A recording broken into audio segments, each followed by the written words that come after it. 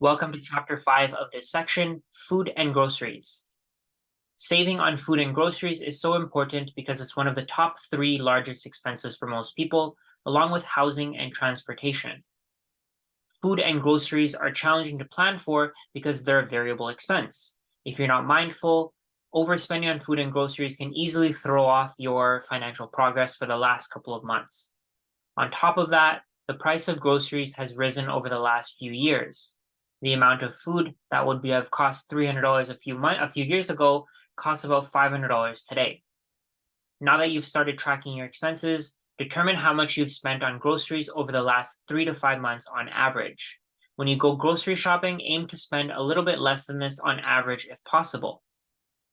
Sometimes you might go slightly over, and this is perfectly fine because certain items are cheaper to buy in bulk, and these items may be a little bit more expensive. But this may mean that you're spending a little bit more upfront. You do save over the long term. Anybody can go grocery shopping. It's as simple as finding a store near you and piling items into a cart. However, if you want to save money, shopping requires planning and a strategy. Here are my tried and tested methods for saving money on groceries. The first thing you can do is check local flyers and price match. Take advantage of price matching if your local store allows it. I've saved $25 to $50 doing this in a single trip, and if you're in a bad financial situation, this is definitely worth it. When you're comparing similar products, check the price per unit of weight. You can find this on the store shelf, on the label there, underneath the item. Sometimes items that seem more expensive can be significantly cheaper. For example, I've seen two brands selling the same product, but one price was 4 times the other, just because of differences in weight and how it was packaged. So one was in a container and the other one was just in a plastic bag. But the price for the one in the container was so much higher that it wouldn't be worth buying. The third thing you can do is shop on a full stomach. Studies show that hungry shoppers tend to make more impulse purchases, especially on processed foods and snacks. So things that you would want to eat, like salty foods, spicy stuff.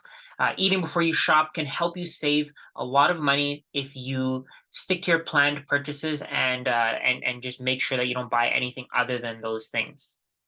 The next thing you can do is look for reduced items. As long as the items are in good shape, buying them at a reduced price and using them in the same day can help save a lot of money. The fifth thing you can do is use apps. There's tons of apps that allow you to price match, find discounted groceries, or use coupons. The next thing you can do is double check your receipts for scanning errors or incorrect prices. Small mistakes can add up over time, and some stores may even give you the mispriced item for free as part of their policies. This has happened to me multiple times. I've gotten blocks of cheese for free because they're marked wrong. The next thing you can do is take advantage of freezing. Learn to freeze perishable items like meat, bread, fruits, and vegetables before they go bad. So what this can do is prevent a lot of wastage and allow you to use them at a later time instead of throwing them away. I used to throw a lot of fruits that would go bad. I used to throw those away pretty often, and now I just freeze them and use them in smoothies over the next few days. The next thing you can do is choose store brand items.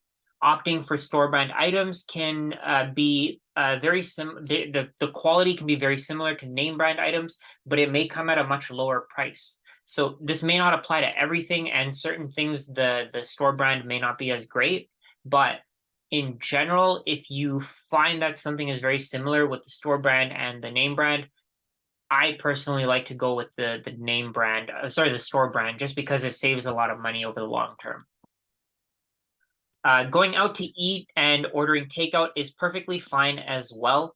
Just make sure that you don't overdo it. While I was in debt in my early 20s, I didn't learn how to cook and I didn't know how to cook at all. So I was getting takeout regularly. This set me back financially over time because I was living way beyond my means. And while eating out once in a while wouldn't have hurt, it did become a habit that was costing me a lot of money that I could have used to pay down my debt or save for the future instead. Once I started tracking my expenses and figuring out that I had to reduce my spending, I decided to teach myself how to cook. This was one of the best skills that I learned, and I'm getting better as a chef over time as well, but it's saving me a lot of money. With that being said, if you're someone that spends a lot of money on dining out, consider these tips. When you're going out for the day, pack snacks or lunches. This can save you a lot of money from not having to buy lunch, for example. The next thing you can do is avoid using food delivery as much as possible. A $10 pizza might actually just cost you about $25-30, so 3 times the price. Instead, try to make food at home or pick the food up if you can. The next thing is a little bit easier said than done, but like I said before, learning to cook at home is a lot better than buying food constantly. It's much better for your health. It'll save you a lot of money.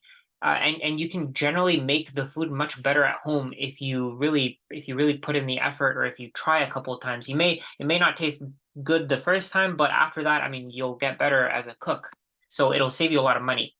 Like I mentioned at the beginning of this section, the food and grocery categories are challenging to maintain because they're so different month over month. The things that you buy will generally be different. And the goal here is to find a balance between your needs and your wants and make sure that you're not overspending on random things that you didn't even plan to buy.